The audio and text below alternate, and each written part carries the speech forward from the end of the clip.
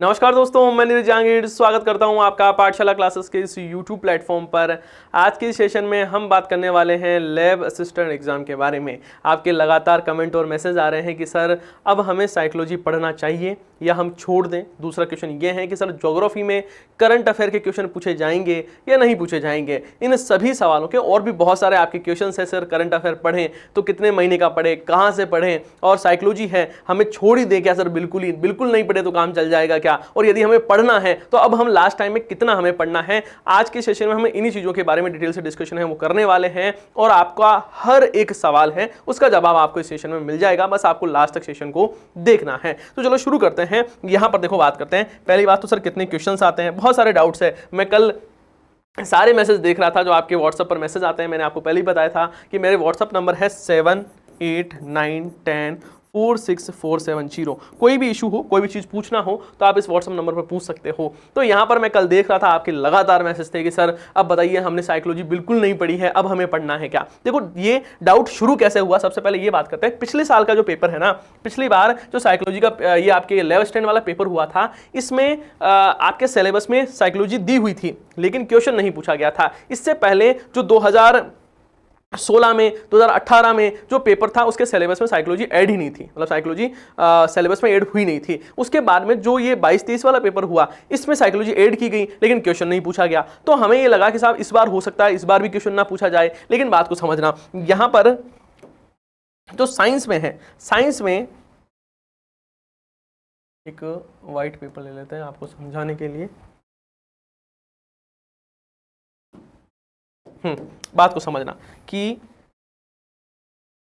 पिछली बार जो lab assistant science है इसमें क्वेश्चन नहीं थे, इसमें क्वेश्चन नहीं पूछे गए थे। लेकिन जो होम साइंस है वहां पर लगभग 4 से 5 क्वेश्चन साइकोलॉजी के पूछे गए थे। अब बात यह रह जाती है कि सर हमें करना क्या चाहिए। पहली बात तो ये चीज आपको बहुत पहले सोच लेनी चाहिए थी। अब आपके पास में टाइम बहुत कम बचा है लेकिन अब भी आप ये सोच रहे हो कि सर अब कुछ लास्ट टाइम में हमें बता दो, हमने साइकोलॉजी बिल्कुल नहीं पढ़ी है। और वैसे भी जो बच्चे हैं वो 12th पास वाले हैं लगभग, मैक्सिमम स्टूडेंट ऐसे ही हैं जो 12th पास हैं। तो उनके लिए साइकोलॉजी वैसे भी टफ पड़ता है क्योंकि उन्होंने कभी पढ़ा नहीं है। उन्होंने साइंस पढ़ी है, उन्होंने हिंदी पढ़ी है, उन्होंने इंग्लिश पढ़ी है, उन्होंने कभी कभार राजस्थान की history, art and culture, polity भी पढ़ रखी है लेकिन साइकोलॉजी का कभी काम ही नहीं पड़ा है। तो वो सबसे ज़्यादा डरे हुए हैं कि सर हमें क्या करना चाहिए। बात को समझना कि यदि पिछली बार क्वेश्चन नहीं पूछा गया है इसका कतई मतलब ये नहीं है कि इस बार नहीं पूछा जाएगा। आप लगातार देख रहे हो कि ट्रेंड है वो चेंज हो रहा है। क्वेश्चन का जो क्वेश्चन पेपर का लेवल है वो लगातार हार्ड हो रहा है। तो हो सकता है कि कर्मचारी चयन बोर्ड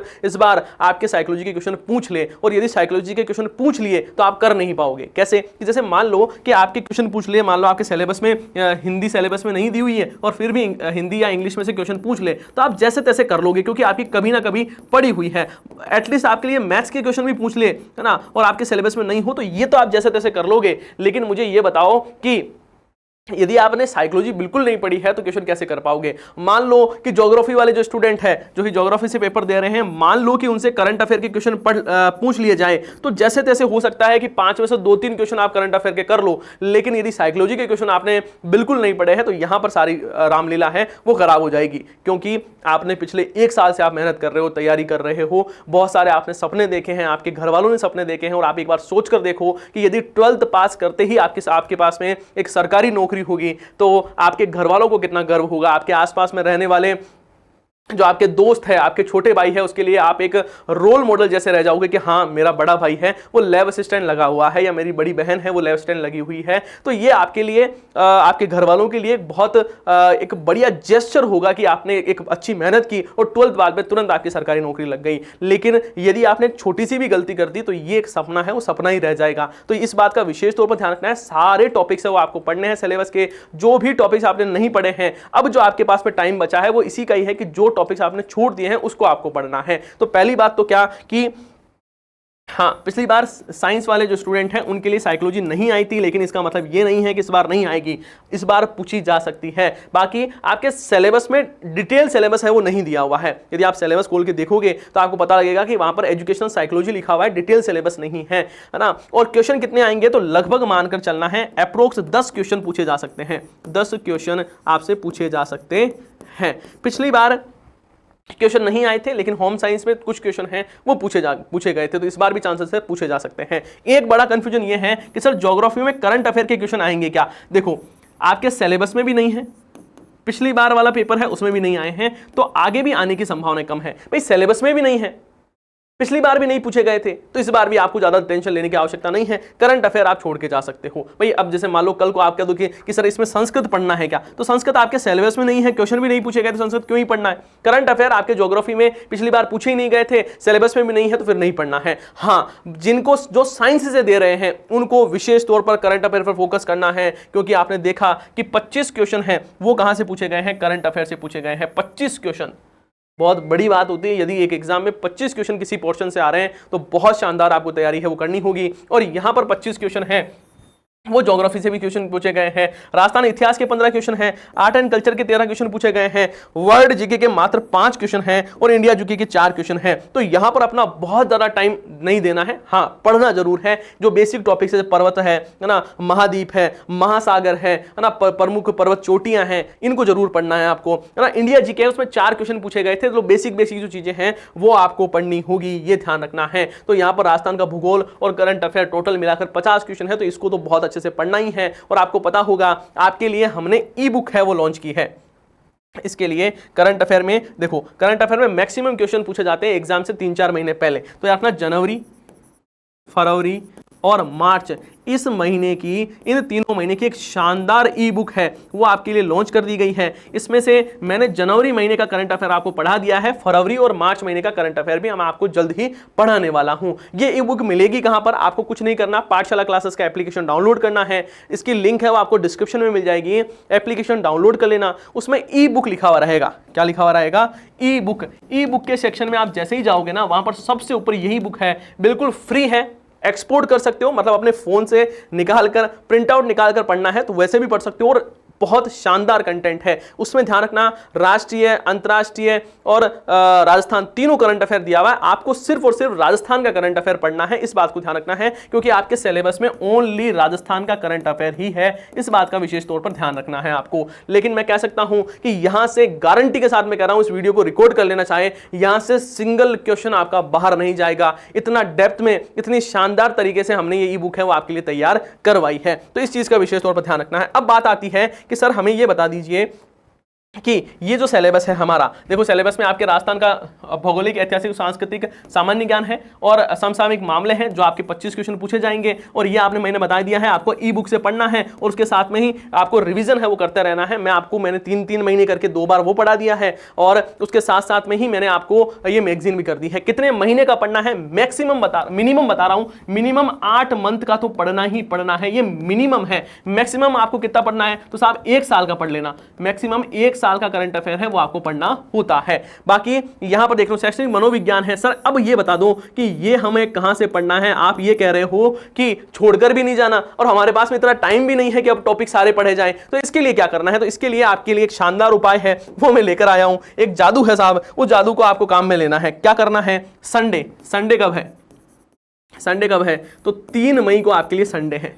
3 मई को संडे है वो है। इस संडे वाले दिन आपके लिए एक महा मैराथन क्लास है वो होने वाली है। महा मैराथन क्लास होने वाली है। आपके जो प्यारे सर हैं हिम्मत सर, वो आपके लिए क्लास है वो लेने वाले हैं 3 मई को सुबह 9 बजे 9900 AM, है ना। 9 बजे आपके लिए शानदार सेशन होगा और इसमें सर आपको MCQ के माध्यम से कंप्लीट करवाने वाले हैं। मतलब यदि आपने ये क्लास देख ली, यदि आपने यहां से पढ़ लिया तो आपको टेंशन लेने की जरूरत ही नहीं है। यदि आपने बिल्कुल भी साइकोलॉजी नहीं पढ़ी है कि आप तो बिल्कुल ऐसे ही जा रहे हो कि साहब छोड़कर जाऊंगा मैं, तो ये गलती तो आपको करनी ही नहीं है। तो यहां पर आपको सर है उस महामैराथन में सारे टॉपिक करवा देंगे। MCQ के माध्यम से विद थ्योरी है वो करवाने वाले हैं। हर एक टॉपिक को आपको बेहतरीन ढंग से समझाएंगे। और ध्यान रखना है 10 में से आपके